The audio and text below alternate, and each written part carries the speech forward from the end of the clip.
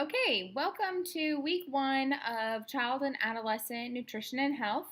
I'm going to walk you through what the expectations are for discussions, quizzes, assignments, etc., and kind of give you a how-to on them. So here is the home page. If you have any questions, please email me at brittanyjohnson@pointloma.edu. And then, of course, if you need information about the schedule or syllabus, you can find them underneath the how to get started. So we're going to go ahead to modules.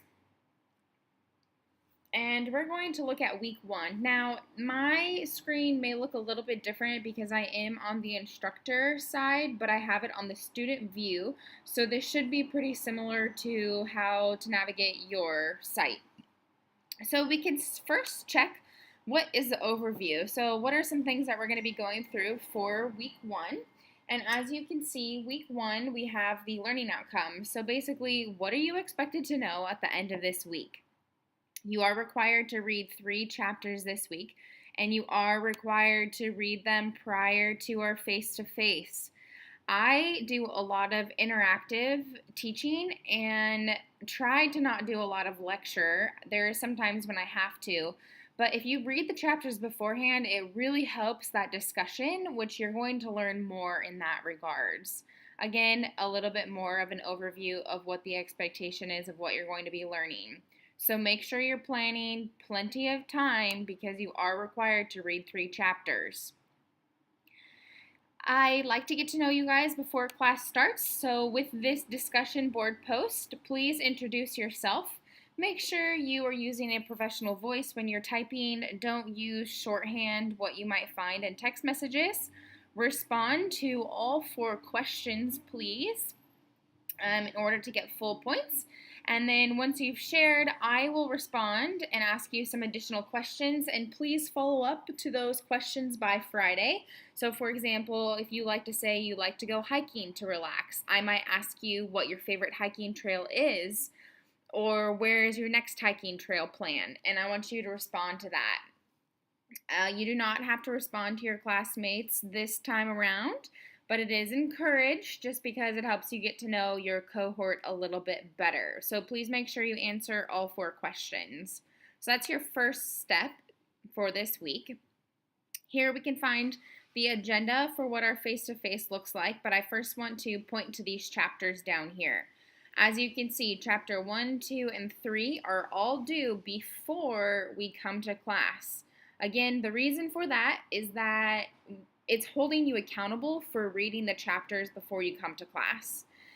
It may seem excessive because it looks like there's 3 separate quizzes, which there are, but the reason we separate it is because it helps you find what questions are found in chapter 1, what questions are related to chapter 2, what questions are related to chapter 3.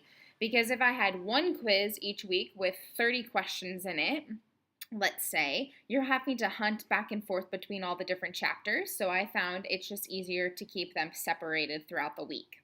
Alrighty, so what are we going to do after you have introduced yourself? You have completed your quizzes. Now we're going to look at what's happening in our class face-to-face agenda. Of course, introductions as always. We will be covering the nutrition basics. Now I teach an entire half of the semester of this content, and we have 1 night to get through it. So this is where it really helps if you come from having a introduction to nutrition class beforehand, because we do have to cover a lot of the basics to get you up to snuff. Okay, we are then going to potentially do a small group selection. However, this is a smaller cohort, so that's not necessarily going to happen in every single cohort. We'll talk about calculating RDAs. So for this first assignment, you are required to figure out what your protein requirement is and then plan an actual day. So I'm going to go to that screen in just 1 second. And then lastly, we'll be talking about how do you create a nutrition page selection, and we will be completing that at the end on your own, basically. All right, let's go back here to the assignment. So I want to talk about this protein needs assignment. I will teach you in class how to calculate your RDA for protein. There is a lot of incorrect information out, so if you try to Google it and then you show your calculations, if it's not the right one, you're going to miss easy points. So we will calculate it in class. What you're going to do then is you're going to write a 1-day diet that would meet your RDA level. Okay, this RDA level is, let's say it's 60 grams of protein is what you're supposed to consume in 1 day. The diet that you plan should meet 60 grams of protein. Now, the easiest way to do this assignment is going to be just write down an entire day of food that you eat. Not just the protein foods. You need to put down everything because even our vegetables have a little bit of protein in them. All right, and then we're going to use a platform. This is your choice. I'm going to always refer to MyFitnessPal because I think it's the most user-friendly and the least frustrating when putting data in. So then you would put in all your information into MyFitnessPal based off of your entire day of what you ate, and then you're going to extract it, and it's going to show you, well, how many grams of protein did you eat? And if it's 45, but your goal is 60, don't submit what you had. Submit what you had plus adding whatever additional protein foods are required. And that's where this link here, the protein sources, is going to show you a sample of, let's say you still have 15 grams of protein that you need to make up. You are going to then plan how would you put that protein in. And this is a great tool because it can help you determine what are your personal intake levels like right now. And it's really applicable to your own life because some of us, we don't eat enough protein throughout the day. So let's say you are short by, let's for ease, 27 grams of protein. So then you decide for dinner you want to add 3 ounces of chicken because that will get you the remainder of the 27 grams of chicken. Okay, really, really easy how you're going to do this. These are a bunch of different samples here. Essentially, what you could do is we're going to open up a Word document here. Oops, this is the wrong way to do it. So I can show you, just make a table of all your foods. Sorry, I should have had this loaded beforehand.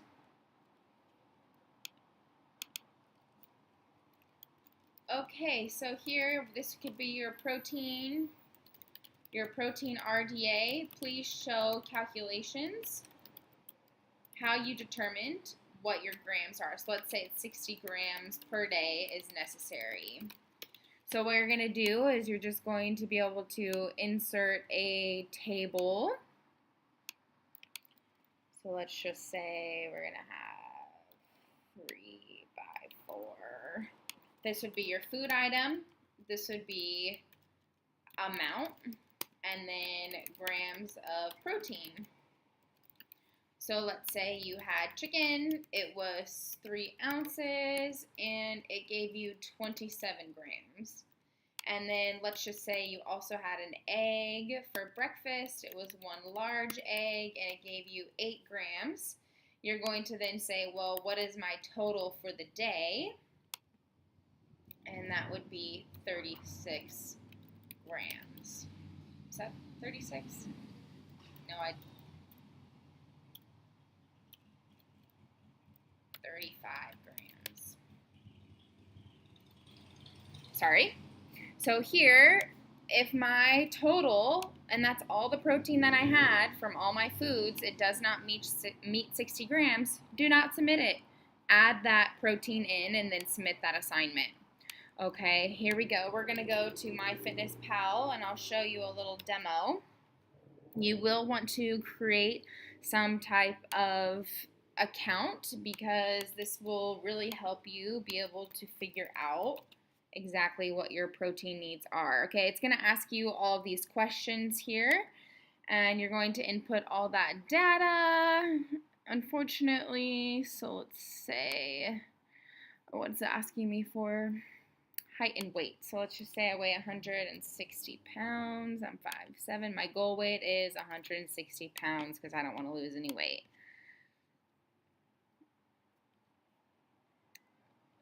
So what we're going to do then is we're going to get started now, and we're going to log our food. So you can do this simply by going to our food category here. There's also a great app if you want an app for this, and we can say chicken. We'll search for chicken. And we can see, okay, rotisserie chicken was 3 ounces. 1 serving, I had 3 ounces. I'm going to add to my food diary. Once you are all done, you're going to click on reports. And we will want the nutrients to show. So here, oh, we have to go to a little bit different. We have to, I don't have the premium, and this is one thing, you're going to have to upload the premium if you use MyFitnessPal, because we want to show all of the nutrients in the future. But here it's going to show me what my protein goal is, and then if I actually met that goal. Now this is just this is based off of a 7-day week. Okay, this is what you will want to capture and then also submit with your assignment. Here you can see the requirements to get a full markup. You have to have it calculated correctly. You have to have appropriate portions that meet that RDA level.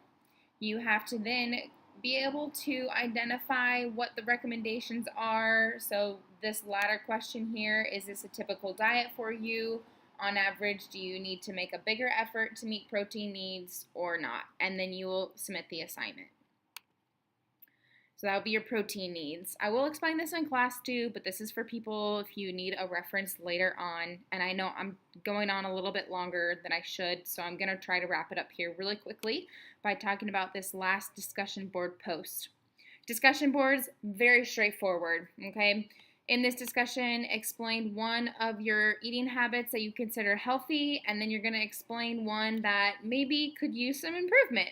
So maybe for me, for example, I don't drink water in the morning, I drink coffee. So I should start my morning by drinking a cup of water instead of my coffee.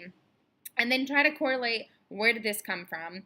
So I want you to include some of this and also try to bring in some empirical data.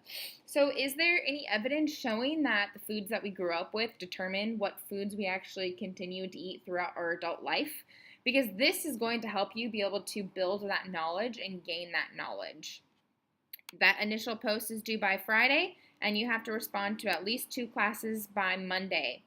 If you're going to cite, which you should be citing at least the textbook, I would recommend citing 1 or 2 other empirical-based information. You need to use APA citation, okay? That is something that is coming down very strong for our entire program. This is a handy-dandy tool for you, okay? These are some questions that you should ask yourself when you are looking for that empirical data. Do not cite blogs from people who are not credentialed, okay? Because there's so much misinformation out there. You need to be asking yourself these questions when you're citing information about nutrition. I will ding you for that. And that is going to be the wrap-up for week 1. I will show you, we want to pick the nutrient page. So how you're going to do that, I will explain in another video.